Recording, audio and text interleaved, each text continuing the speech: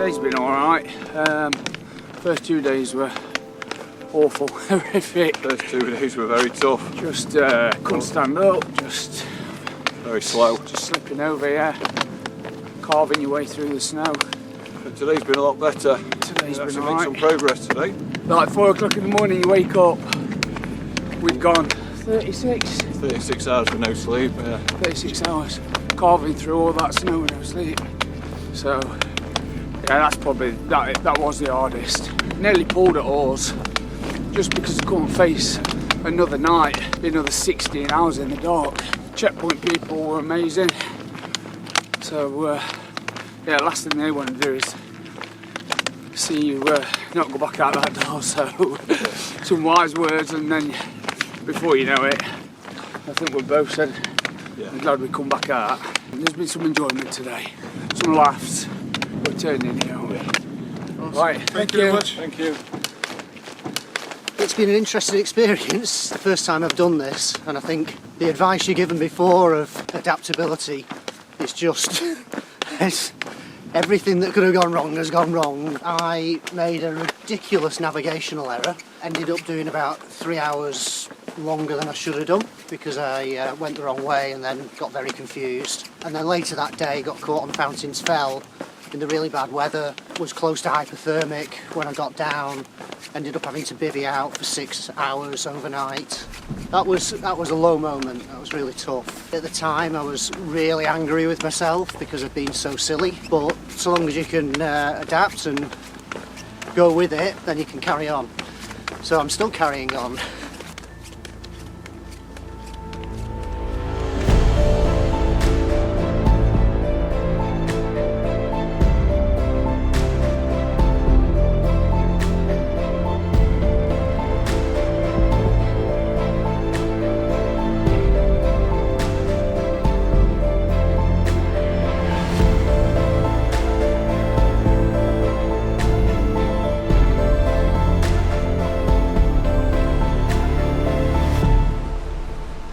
Been an amazing night, really good night last night, horrific night the night before, and discovering the miracle of a power nap as well. A mix of just having an adventure where all you have to think about for a week is what you're doing and your journey from one place to another and the people that you get to see and hearing their backstories and why they're there. And I really like seeing how I respond when things get really difficult and what it takes to break me. Although it's been exhausting, I'm quite glad we had really bad weather and really bad conditions. It makes it feel like a proper spine race. Looking forward to the next checkpoint. It's a little bit tired, it's a bit sore, but all good, yeah. Excited for the sleep. Fountains Fell was just disgusting. It's possibly the worst evening I've ever had in my life. And I'm an Evertonian. It was so bad. There's 4 people from our run club, little UTS run club. It's become a team sport. As you can tell by my athletic descent here, we've had to pick each other up a number of times, but doing it solo on your own for hours would be atrocious. So it was, 1% less atrocious with some mates. Step after step, keep going, moving forward. I fully expect to get there, but maybe a bit later than what I thought. It's so cold and wet up there for hours, the whole night. Driving sideways rain. I've always finished every race I've started, and this one will be the same. I'm pretty happy. It's all going quite well. Not thinking about the end, but thinking about the next checkpoint, which we should get to. So keep plodding. It's just one big plod. Eating is my number 1 tip. Eat every 10 minutes. Eating is not cheating. Eating is winning. So eat, eat, eat, eat, eat. You can do more than you think you can. And I know it's a bit of a cliche, but if you ever feel in life like, oh, I'm not sure I'll be able to do that or I can't, you absolutely can. Absolutely can. I have a daughter, and I think it's really important to show women that women can and women do. And there might not be many of us in this race, but we are here and we are growing. And it's really important to me to show that to her. So that's why I'm here.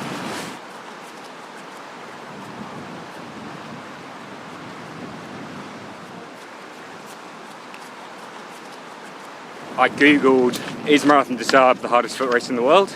And I found an article by a British chap that said, I've been all over the place, done all sorts of silly things, and the spine race is far and away the worst race I've done. So that grabbed my attention. And then a few years later, I was talking about the spine with one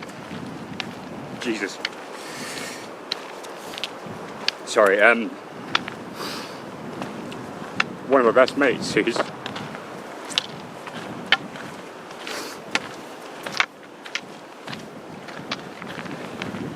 not here anymore, who was a mountain guide, and we were discussing whether there was any chance that either of us would be allowed to enter.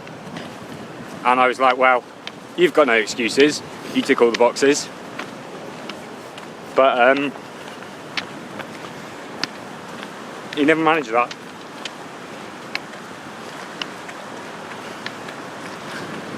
So thought I'd have a crack.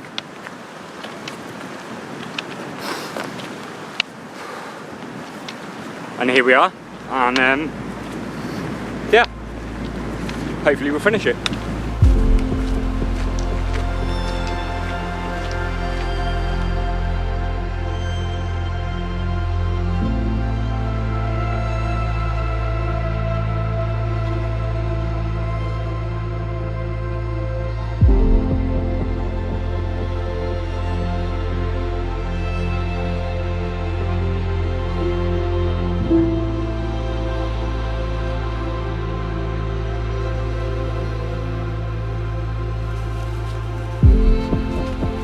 Going from the weather we had, in day one and yesterday, coming over Crossfell to today, this is stunning.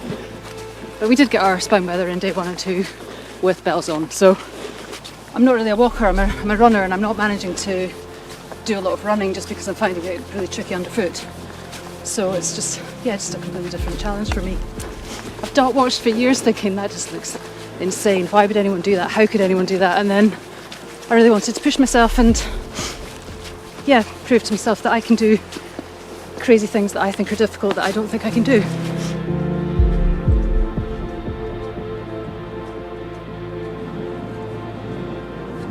Been led in bed at 3 o'clock in the morning, wondering what I've done. But once you've done the first day, maybe the first 2, then you understand what it's all about. I think the thing that worried me most in ways was kit check. Because you've got a kit check on a Sunday, and there's no shops open, so if you haven't got something, you are a bit stuck. It's like a combination of ice skating, downhill skiing, and bog snorkeling, because the fields are now just a complete quagmire. Your feet are in water 15, 16 hours a day, non-stop. So it's really difficult to manage that and keep your feet in good condition. And it's energy sapping as well, because you're constantly sliding and slipping and going down. Sometimes you're in as deep as your knee, and you don't know when it's going to happen. But when you're going through it and doing it, you genuinely think, why am I doing this? This is blooming hard. This is painful, and I'm really battling the voices in my head to make me keep going and not stop. But I'm looking forward to the great feeling I'm going to get at the end. There'll be tears, there'll be happiness, there'll be joy. It sounds corny, but with ultra running or ultra moving, you do find parts of yourself that I don't find with any other activities.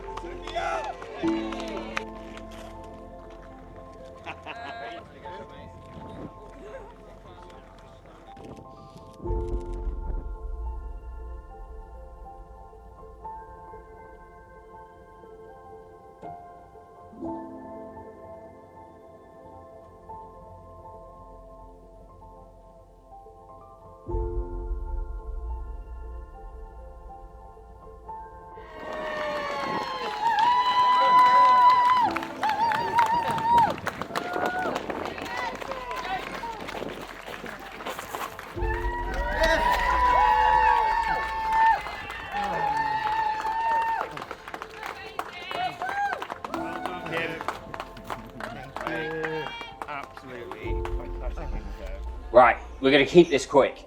We've had a massive day here in Kirk Yetholm, and we still have a conveyor belt of runners that are going to cross that finish line tonight. So we shouldn't be here. We should be out there with cameras ready to meet them. So, Cammy. In the men's Challenger North, Paul Grundy turbocharges his way to the victory. Dominant performance all round. What an athlete. Nikki, actual Spinks, the living legend herself, she crossed the line here as well today at the front end of the Montane Windspine Challenger North, which is absolutely amazing. John Lovegrove wins the men's mountain rescue team Challenger North and sets a course record in doing so, beating the previous record by 3 hours. Dominant run from him as well, but actually he just looked so good coming across the line. The emotion welled up in him, but what a runner and what a performance out there representing Cullen Mountain Rescue.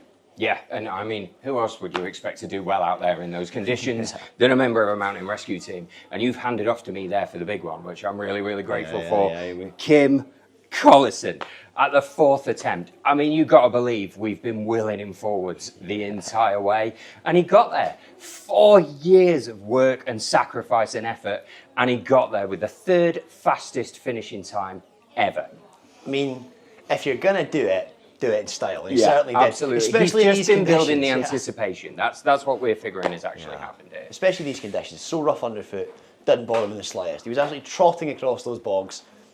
No bother at all. And what a finish. And what a bit of support he got from the crowd coming out there to support him as he came across the line. It was just, we were all so delighted for him. I think, don't know if he's quite processed it yet, but everybody else has. Yeah, absolutely. And I'm going to bring the tone down very slightly here. Yeah, I know, it's all right. Look, I'm the old one. I'm the depressing one. That is my role here on camera, and I've got to remind everybody, we've still got a lot of runners out there going back about 150 miles down the course. And things have changed. Currently, it is gale force winds out there. They're going into their 4th night out on the course.